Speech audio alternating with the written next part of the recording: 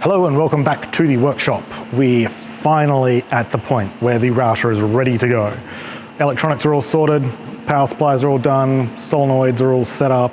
I've got MOSFETs running the solenoid for the air assist now, last bit I was waiting for.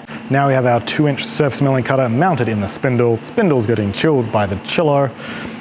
Gonna get the surface leveled partially, so I just get a quick surfacing on it so I can get enough of an area to run a Japanese miter square on there.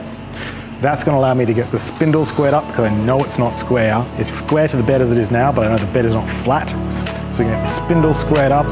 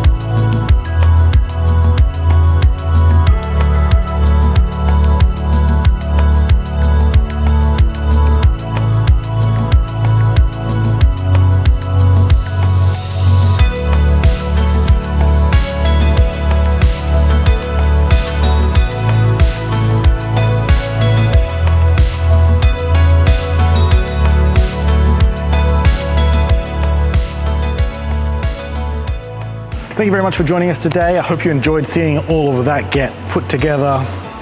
We're finally at the point where we can start doing some CNC projects. We can start building things with the CNC router again. It hasn't been used in about 7 months, so I'm really excited to get back into it. This is a really nice machine. I've been very pleased with it. So I'm really looking forward to getting to this side of the production work, drilling 15 to 20,000 holes a day with it.